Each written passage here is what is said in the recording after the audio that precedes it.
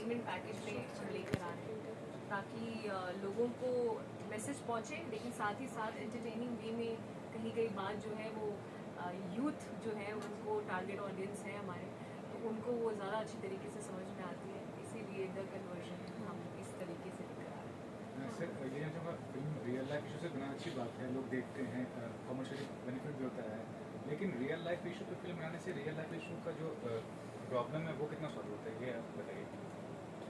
देखिए, सिनेमा एक माध्यम है, जितना हम सीखते हैं, अगर आज हम सिनेमा को अगर उस तरीके से देखें कि सीखने के नज़रिए से देखें, तो जितने भी आज एक्टर हैं, कभी कभी लोग खुद बोलते हैं कि मैं फिल्म में देखता था और आज फिल्म में देख के मैं एक्टर बना। तो एक माध्यम है, ये जरिया है लोगों को बताने का, और ऐसा नहीं कि पूरा समाज सुधर जाएगा, लेकिन जब धीरे धीरे आज हम बनाएंगे, भले ही वो 10 व्यक्तियों तक पहुँचे और वो इम्प्लीमेंट करें, आज 10 बदलें, कल 100 बदलेंगे, कल जो माँ बाप पहुँचते जाएंगे 125 करोड़ देश, ऐसे धीरे धीरे उस समस्या को अपने आप ही ख़त्म कर देगा। मैं ये भी जानना चाहूँगा कि हर चीज़ का दो नज़रिया तो देखने का, हर चीज़ का, अब सपोजली एक हिंदू लड़की है and she falls in love with a Muslim guy and she converted to Muslim culture या मुस्लिम को कन्वर्ट होती है, तो इट्स अ गुड थिंग ना, इसमें बुराई क्या है, ये बताइए आपकी क्या जी बिल्कुल, इसमें कोई बुराई नहीं है। बिल्कुल सही, बिल्कुल नहीं, मैं आपको जवाब देता हूँ। कन्वर्ट तो देखिए, कन्वर्ट की तो इसमें बात ही नहीं, हमने कहीं बात की कन्वर्ट की नहीं। जब पत्नी जब एक लड़की जब शादी करती है, तो हर धर्म में जब लड़की जब शादी करती है, और नहीं, आप सवाल आगे इधर आगे पूछिए, है ना, फिर आप तो वो अपने पति का सरनेम लेती है, तो वो कन्वर्ट नहीं कहता, स्वेच्छा से होता है, एक रीति रिवाज के अनुसार होता है कि आज मेरा नाम ये है, कल लड़की का नाम ये हो जाएगा। लेकिन आज के माहौल में ऐसा है कि लड़की अपने पिता के सरनेम के साथ साथ अपने पति के सरनेम को भी कैरी करती है, लेकिन वही अगर दबाव के साथ किया जाए कि नहीं तुम्हें तो ये करना पड़ेगा, तुम्हें इस छल के साथ किया जाए, अपनी पहचान छुपा के प्यार करना, शायद इसीलिए सरकार ने इसका नाम लव जिहाद दिया है। हम इसको कहते हैं कि फोर्सफुली कन्वर्जन, एक इच्छा से जो कर रहा है वो इच्छा से। आज इंडस्ट्री से लेके बाहर भी जितनी शादियां होती हैं, वो इच्छा से, जिन्होंने अपना धर्म बदला, अपना नाम बदला, वो अपनी इच्छा से कर रहे हैं, लेकिन दबाव में जाके किया जाता है, छल के साथ किया जाता है, धोखे के साथ किया जाता है, वो फोर्सफुली कन्वर्जन, वही लव जिहाद है। सर आप लोगों का कैसा लग रहा है इस फिल्म में हिस्सा बन के, और क्या किरदार निभाने बेसिकली इस फिल्म में आप? मेरे से जी, मेरे कैरेक्टर का नाम इसमें देव है। वो एक basically love story, love triangle है 3 लोगों के बीच में। एक हिंदू समाज का लड़का है जो कि एक मॉडर्न सोच रखता है, लेकिन अपने फैमिली, अपने रिलीजियस वैल्यूज़ को, अपने वो सब भी साथ में लेके चलता है। तो बेसिकली कहानी में जो भी कंट्रीब्यूशन है वो ये है कि जो भी साक्षी प्रॉब्लम में आती है या जिस तरह की उनकी ज़िंदगी में उन्हें सपोर्ट करता है, एक अच्छी राय देता है, अच्छा समझदार लड़का है। और तो बस उतना ही किरदार है सर मेरा फिलहाल। बाकी 22 अप्रैल को आपको देखने को मिलेगा। गुड, सर आप बताइए क्या कहना चाहेंगे प्रोजेक्ट के बारे में, और क्या किरदार निभा रहे हैं? किसके बारे में? प्रोजेक्ट के बारे में। प्रोजेक्ट के बारे में सर से इतने तो इतना अच्छे से बता ही रहे हैं कि जो कन्वर्जन है अपने आप में, जो ऐसा सोशल अवेयरनेस है जो आज की जो यूथ है, जैसे हमारा टैगलाइन है सेव डॉटर्स, तो ये एंटरटेनमेंट के साथ साथ जो हमारी जो यूथ है, मोस्टली गर्ल्स जो हैं, उनको एक सही दिशा मिलेगी कि प्यार करना गलत नहीं है, प्यार पे ही पूरी दुनिया कायम है, प्यार तो हर चीज़ ऐसा होता है, बट सही प्यार करने में गलत रास्ता ना भटके, तो एक अवेयरनेस लोगों को मिल जाएगी और एक एंटरटेनमेंट के साथ पूरा पैकेज मिल जाएगा फिल्म का। सर ये भी फोर्सफुल वर्ड जो यूज़ किया जाता है कि हाँ कन्वर्जन के लिए फोर्स किया जाता है किसी को, इतनी सारी इलीगल चीज़ें होती हैं दुनिया में, अगर कोई इंसान नहीं उसका पार्ट बनना चाहे तो खुद ही फोर्सफुली आपको लगता है कि उस चीज़ के लिए उसको राज़ी कर सकता है? देखिए, फोर्सफुली तो अपने आप में गलत तो होते हैं, चाहे किसी भी चीज़ के लिए आप फोर्स करें, हर इंसान का। जी सर, आपका क्या कहना है इस बारे में? फोर्सफुल वर्ड जो यूज़ किया जाता है कन्वर्जन के लिए, जी फोर्सफुल वर्ड सही है कि फोर्स करके आप किसी को कन्वर्ट कर सकते हैं? नहीं, फोर्सफुली हम तो ये कह रहे, फोर्सफुली शब्द ही गलत है। हम ये कह रहे जो फोर्सफुल कन्वर्जन होता है वो गलत है, हमने उसको सही कहा ही नहीं। हम ये कह रहे कि कन्वर्जन स्वेच्छा से किया जाता है। कन्वर्जन मतलब होता है कि स्वीकारना, हम किस चीज़ को स्वीकार रहे हैं, हम ग्रहण करना। लेकिन दबाव दे कि नहीं तुम्हें ये ग्रहण करना पड़ेगा, this is a force conversion. कहाँ तक मानते हैं कि इस चीज़ को लेकर गवर्नमेंट एक हार्ड स्टेप उठाया? मैं आपकी बात, आपके सवाल से पहले ही बता दूं, अगर ये समस्या नहीं होती जो आप कहना चाह रहे हैं, समस्या नहीं होती तो आज जो इतनी बड़ी स्टेट है उत्तर प्रदेश, मध्य प्रदेश, गुजरात, तो ये इसमें इतना सख्त कानून नहीं बनाती। कहीं ना कहीं समस्या है, उनको वो नहीं पड़ा है कि ऐसी जगह कानून बना देते हैं। जब समस्या, जब समाज में सरकार तभी निर्णय लेती है जब उनके सामने कोई समस्या आती है, और वो समस्या बड़े रूप में जब आती है तो उसके लिए एक्शन प्लान बनाया जाता है, उसके लिए कानून बनाए जाते हैं। इस प्रोजेक्ट पे विपुल शाह भी शायद एक फिल्म आई, मतलब आपको मालूम ही होगा, 32,000 केरला में गर्ल्स मिसिंग है काफ़ी सालों से, और गवर्नमेंट ने कोई स्टेप नहीं उठाया है, और कन्वर्जन ही शायद उसका थीम है कि कन्वर्ट किया गया उनको, और कहाँ है वो अभी तक लापता है उनका कोई। तो क्या कहना चाहेंगे इस चीज़ को लेकर कि ये जो सब्जेक्ट है मिसिंग का और कन्वर्जन का, और दिस काइंड ऑफ टॉपिक कितना ज़्यादा हाईलाइट किया? बहुत अच्छी बात है। मेरे मित्र जिनका नाम बताया, क्या नाम बताया आपने? विपुल शाह। विपुल शाह जी, विपुल शाह जी जैसे और भी लोग निकल के आए। आज हमने शुरुआत कर दी है, लेकिन शुरुआत करने की देर है। हमें भी जब हमें भी बहुत सारा डर था कि हम ये सब्जेक्ट करें नहीं करें, क्या होगा। हमने भी 50 लोगों के पास में इस सब्जेक्ट को लेके गए थे, उन्होंने कहा कि यही सब्जेक्ट मिला था आपको फिल्म करने के लिए, सॉरी हम आपके साथ में एसोसिएट नहीं हो सकते, हम इस फिल्म में आपके साथ में एज ए प्रोड्यूसर नहीं आ सकते, एज ए पार्टनर नहीं आ सकते।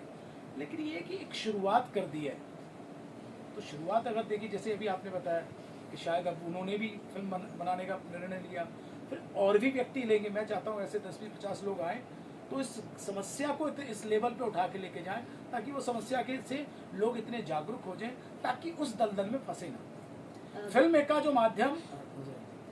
विनोद जी, एक प्रश्न पूछना चाहती हूँ।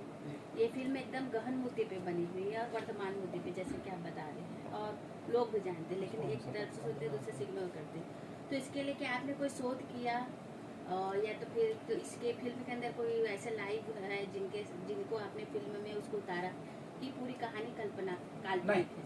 कहानी बिल्कुल काल्पनिक नहीं है।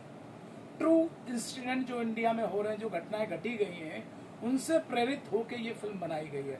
हाँ, सहारा लेना पड़ता है काल्पनिक थोड़ा सा, उसके लिए मॉडर्नाइज करने के लिए सीन्स रियलिस्टिक सीन नहीं है काल्पनिक, लेकिन काल्पनिक के साथ साथ जो आज की जो घटनाएं घटी गई हैं, उस घटनाओं से प्रेरित होकर ये फिल्म बनाई है। विंध्या जी, आपसे एक सवाल करना चाहूँगी कि अभी पहले की लड़कियां तो चलो कम पढ़ी लिखी रहती थी, लेकिन अभी की लड़कियां पढ़ी लिखी है, मॉडर्न है, सब चीज़ जानते हैं, लेकिन अभी उनका कन्वर्जन ज़्यादा हो रहा है। पहले गरीबों का, छोटे वर्ग का कन्वर्जन होता था दबाव से, किसी भी प्रकार से, लेकिन अभी की पढ़ी लिखी शिक्षित लड़कियां ही उनके साथ ये हो रहा है। तो क्या कहना चाहेंगे? देखिए, लड़कियां, क्योंकि मैं इस बात को बहुत अच्छे तरीके से समझती हूँ, हम चाहे कितनी भी पढ़ी लिखी हो जाए, लेकिन जो लड़कियां होती हैं ना, हम बहुत इमोशनल होती हैं।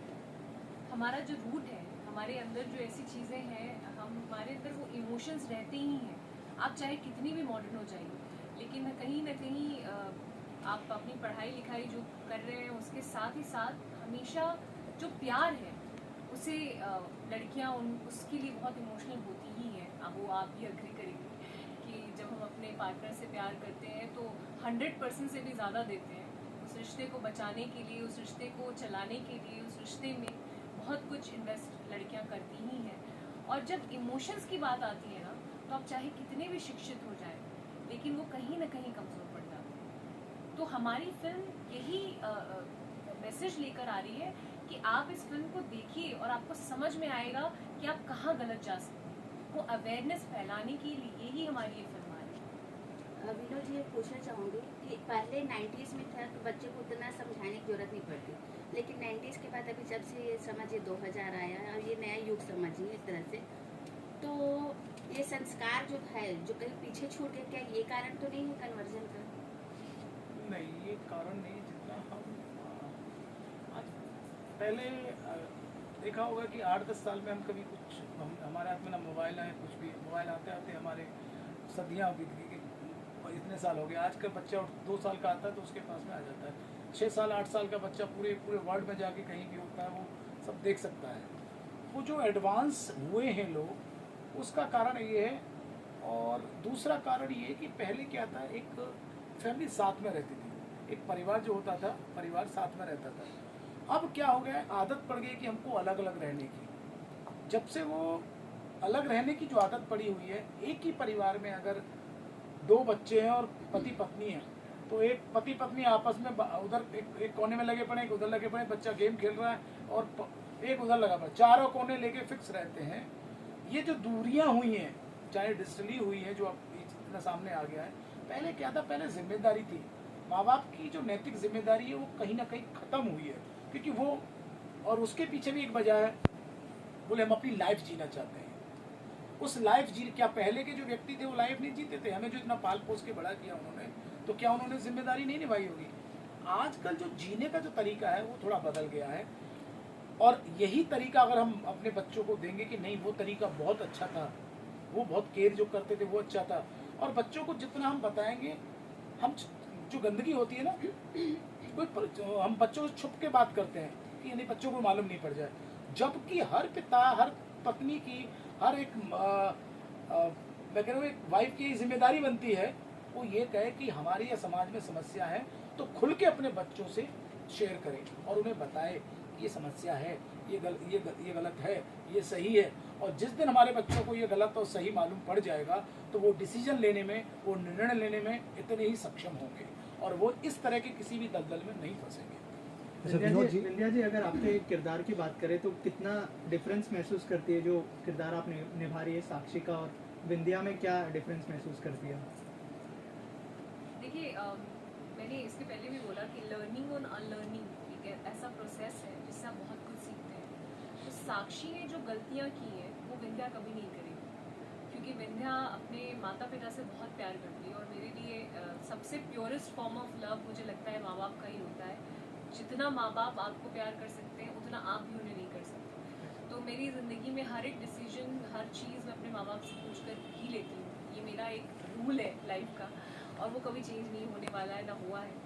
तो वो साक्षी अगर थोड़ा ध्यान देती, इसीलिए हमारी वो फिल्म ऐसा एक पूरे सेटअप के साथ आ रही है कि कन्वर्जन तो हम दिखा ही रहे हैं, लेकिन साथ ही साथ हम उसमें ये भी दिखा रहे हैं कि क्या हमें नहीं करना चाहिए। अभी जैसे हमारी ये टॉपिक बात हो रही थी कि अबाउट पेरेंट्स, कि वो क्यों ऐसा हो रहा है, दूरियां क्यों आ गई हैं।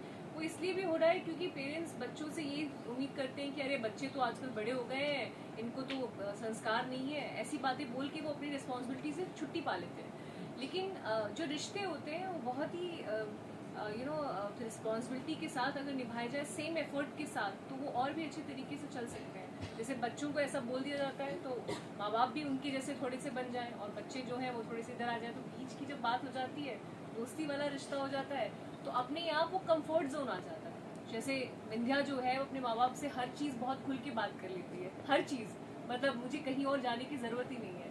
और यहाँ पे इनको भी पता है कि सेट पे भी मेरी मम्मी आती हैं and she is so friendly, my dad is very friendly, so we have a very different kind of ambience. तो वो अपने से शुरुआत करनी पड़ेगी rather than blaming anyone else. I think we have to start from our own home. So that's how we can rectify a lot of things in life. अच्छा, जब आपके पास ये स्क्रिप्ट आई जी, तब आपका रिएक्शन कैसा था? मतलब तुरंत आपने हामी इसको करने के लिए, किरदार को करने के लिए हामी भरी, या फिर कुछ सोच विचार किया आपने? सर ने मुझे सोचने ही नहीं दिया ना। वो मिले, बस बात की, मैंने कॉफ़ी पी, सर ने कहा आप ही साक्षी मिश्रा है, आप कर रही हैं ये फिल्म। मैंने कहा सर स्क्रिप्ट तो आप बताइए पहले, सुनूं तो क्या, मतलब कौन है साक्षी मिश्रा? सर ने कहा बिल्कुल सुनिए आप, लेकिन आप हैं साक्षी मिश्रा। तो इनका विश्वास था, इनका फेथ था, इनको वो साक्षी मिश्रा मुझ में दिख गई। और फिर मैंने जब स्टोरी सुनी, वंदना मैम ने स्टोरी सुनाई, नरेशन हुई, तो जब लास्ट उसका जब एंड हुआ तो मुझे बहुत, मेरी आंखों में आंसू थे, क्योंकि वो पीड़ा जो है साक्षी मिश्रा की मुझे समझ में आ रही थी, और मैं बहुत तकलीफ में थी। और मैंने कहा सर मैं ये रोल करूँगी, और आप सच कह रहे हैं, मैं ही साक्षी मिश्रा हूँ। एंड देन उसके एक हफ्ते के बाद हम बनारस ही चले गए, और बनारस में शूट कर रहे थे। और बनारस एक ऐसी जन्मभूमि है मेरी, सोचिए जन्मभूमि और कर्मभूमि जब मिलेगी तो फिर क्या ही होगा। अच्छा विनोद जी, इस तरह से ज्वलन मुद्दे पर जब भी कोई फिल्म बनती है तो शूटिंग के दौरान कुछ न कुछ कोई आपराधिक, असामाजिक तत्व वगैरह विरोध करने में लग जाते हैं। जैसे कश्मीर फाइल्स की शूटिंग हो रही थी, हैदर की भी शूटिंग कश्मीर में हुई, तो वहाँ पर भी कुछ लोगों ने विरोध जताया था, वहाँ के स्थानीय लोगों ने। आप जब इसका बनारस में शूटिंग कर रहे थे तो इस फिल्म में जब जिस तरह से आपकी फिल्म का जो मुद्दा है बहुत ही गंभीर है, ज्वलंत है, तो ऐसा कोई असामाजिक तत्व आए थे जो शूटिंग रोकने की कोशिश की गई, या फिर और कुछ तरह की कुछ घटनाएं घटी है? नहीं, हम कुछ ज़्यादा चौकन्ने थे, तो हमने वो नाम ही नहीं रखा था। हमने जो पूरी फिल्म की जो शूटिंग करी है वो दशाश्वमेध घाट के नाम से की है। और ये जब तक फिल्म एडिट कंप्लीट नहीं हुई थी तब तक फिल्म के बारे में किसी को भी नहीं मालूम था कि हम क्या शूट कर रहे हैं। तो लोगों तक ये बात मतलब ज्यादातर लोग जब ये सोच रहे थे कि विंध्या वेकेशन मनाने के लिए मम्मी पापा के पास गई हुई है, मतलब कोई अपडेट नहीं थी, मतलब हम शूट कर रहे हैं ये भी किसी को पता नहीं। So that was a deliberate. उस घटनाओं से सीख कर ही आदमी सीखता है। तो हमने सुना देखा था कि हम ये डायरेक्ट ये नाम रखें, द कन्वर्जन रखें। हमने कहा नहीं, बेहतर ये कि हम इस फिल्म को पहले शूट करते हैं, शूट करने के बाद में जब फाइनल की ये, और हमारा पहले से रहा है कि हम कभी भी फिल्म मुहूर्त करके या शूटिंग के दौरान ना कोई हमारा एक्टर कोई पोस्ट डालता है ना कोई हमारी टीम के मेंबर पोस्ट डालते हैं। जब फिल्म कंप्लीट होके एडिट होती है और जब पहला पोस्टर आउट होता है तब मालूम पड़ता है कि हमारी टीम या विनोद तिवारी टीम कुछ प्रोजेक्ट कर रही है। अच्छा विंध्या जी, आपने कुछ देर पहले बताया कि मैं सर से कहानी सुने बगैर मैं हाँ बोल रही हूँ। जब सेट पे आपको पता चला कि कहानी में इतने सारे लेयर्स हैं, बार बार कुछ चेंजेस, फिर आपको साक्षी के बारे में बहुत सारा पता चला, उससे आपका क्या रिएक्शन था? आपसे कोई या फिर ऐसा लगा कि मैंने क्या डिसीजन ले लिया?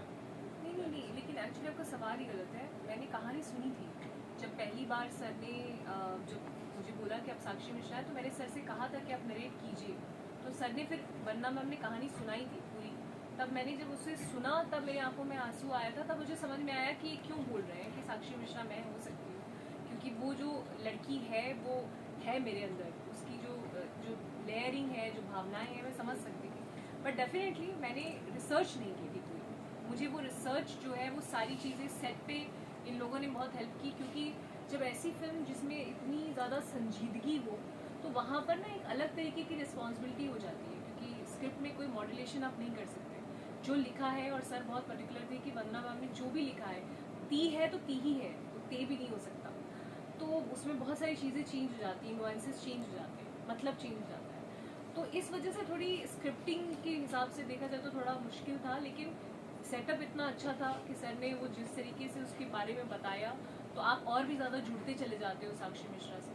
तो अब मुझे लगता है कि मतलब मेरी ज़िंदगी का बेस्ट डिसीजन रहा है कि मैं ये फिल्म करूँ एज साक्षी मिश्रा। लास्टली हमारी ऑडियंस जो देख रही है उनके लिए क्या मैसेज देना चाहेंगे फिल्म को लेकर? सर मैं ओके, मेरा सभी से अनुरोध है कि अगर बड़े हैं तो अपने बच्चों को जो 12 साल से लेकर 18 साल के बच्चे हैं उनको ये फिल्म ज़रूर दिखाएं। और बड़े लोगों की भी ये जिम्मेदारी है कि वो फिल्म देखें ताकि वो आगे चल के अपने लोगों पर इसको इम्प्लीमेंट कर सकें, ताकि अपने बच्चों को शिक्षा दे सकें कि जीवन में ऐसी गलती नहीं करना जो इस फिल्म की हीरोइन ने की या इस कैरेक्टर ने की। वो जब आम इंसान होता है उस कैरेक्टर को अपने अंदर अपनाता है। और मेरा पूरा विश्वास है कि जब पूरी फिल्म देखेंगे तो भारत के 125 करोड़ के जो लोग हैं, 125 करोड़ लोग इस फिल्म को देखना चाहेंगे। विंध्या जी, जी क्या आप क्या कहना चाहेंगे, क्या मैसेज होगा आपकी तरफ से? जी, हम ये कहना चाहते हैं कि देखिए कैमरा जो होता है ना, आप सब जानते हैं कि कैमरा बहुत सेंसिटिव होता है। तो कोई भी चीज़ अगर शिद्दत के साथ नहीं की जाए तो कनेक्ट नहीं होती। तो हमारी फिल्म में हर किसी ने बहुत ही शिद्दत के साथ, in terms of performance, in terms of soul, in terms of anything, जब वो फिल्म देखेंगे तो आपको महसूस होगा, शायद आपकी भी आंखों से आंसू गिर जाएंगे और आप अपने आप को सोचने पे मजबूर हो जाएंगे कि मतलब ये फिल्म एक्चुअली बहुत पहले ही आ जाती तो बहुत सारी लड़कियां हमारे देश की बच सकती हैं। तो वो जब चीज़ें आप पर्दे पे देखेंगे तो आपको महसूस होगा कि कितनी मेहनत के साथ और सच्चे दिल के साथ हम सब ने मिलकर ये बहुत ही खूबसूरत सी फिल्म बनाई है। हम सब चाहते हैं कि आप सब 22 अप्रैल 2022 को ज़रूर जाएं अपने नज़दीकी सिनेमाघर में और इसे विटनेस करें, एक्नॉलेज करें और पसंद करें। सर आप बताइए, आप दोनों की तरफ से क्या मैसेज? जी, सबसे पहले तो मैं गुजारिश करना चाहूँगा कि आप लोग 22 तारीख को जाके फिल्म देखें। और हम लोगों ने जो भी मेहनत की है, जो भी हमारा बनारस में जो भी सर का, वंदना मैम का रिसर्च रहा है, वो काफ़ी पुख्ता इन्होंने रिसर्च किया था। 1-1.5 साल इनका काम रहा है। तो होप करना चाहूँगा कि आप सब लोग फिल्म देखें और फिल्म से एक अच्छा स्ट्रॉन्ग मैसेज है सोसाइटी के लिए। तो आई एम श्योर आप लोगों को पसंद आएगा, क्योंकि सबका ईमानदारी का काम है और जब भी कोई भी काम जो ईमानदारी से किया जाता है तो पसंद आता है। तो यही उम्मीद है आप लोगों से कि आप लोग 22 अप्रैल को हम लोगों को बहुत सारा प्यार देंगे और फिल्म को सराहेंगे। जी। सर आप क्या कहना चाहेंगे? यही कहेंगे सर ने जैसे इतने अच्छे से पूरी फिल्म को शूट किया है वाराणसी में, और बनारस ये इतना स्ट्रगल करते करते यहाँ तक पहुँचे हैं, तो एक सफलता तभी होती है, इसमें पेशेंस बहुत ज़रूरी होता है। तो सर ने पेशेंस बहुत रखा, हम सब ने, हमारा टीम एफर्ट रहा है, नहीं तो पेशेंस रखते रखते लोग बहुत गिव अप कर देते हैं। तो एक होता है कि हर सही चीज़ का सही वक्त होता है, तो मुझे लगता है अब ये सही वक्त आ चुका है, और ये अब आप सबके सामने बहुत जल्द आने ही वाला है। और बाकी तो जो मैं अपने किरदार के बारे में ज़्यादा बोलूँगा नहीं, वो तो फिल्म देखेंगे, क्योंकि मैंने सर ने मुझे इतने अच्छे से नरेट किया था जब इन्होंने मुझे स्टोरी सुनाई थी, तो मैंने पूरा सुन के मेरे माइंड में जब चल रहा था कि ऐसे फिल्म तो कभी बनी नहीं ऐसा। और मैं तो अपने आप को बहुत लकी मानता हूँ, बीइंग एक्टर मैं एक भारत का युवा भी हूँ, कि मुझे एक कलाकार के होने के साथ साथ इस चीज़ को एंटरटेनमेंट के साथ साथ एक अपना सोशल अवेयरनेस भी दे रहे हैं आज की यूथ को। I feel very lucky. बस यही कि गाने म्यूज़िक बहुत अच्छा है इस फिल्म का ओवरऑल। अगर आप इस टॉपिक से हट के देखें, इस फिल्म में वैसे बहुत सारी बताएं, चीज़ें हैं। ये गाते बहुत अच्छा है। हाँ, तो अगर आपकी आवाज़ में 2 लाइनें हो हाँ, जाए। इसका इसी फिल्म का गाना इसका टाइटल सॉन्ग है, इसका जो रोमांटिक सॉन्ग है वो सुना देता हूँ। आँखों के ताज महल में राज है तेरे ही चेहरे का, हुआ ये दिल आशिक मिजाज है बैठे बैठाए बेवजह, मुझ पे चढ़ गया चाहत का खुमार है, तेरे इश्क की ऐसी धुन सवार है, तेरे इश्क की धुन सवार है साहब। Thank you so much all of you and all the best. Thank you. इतना बढ़िया गाना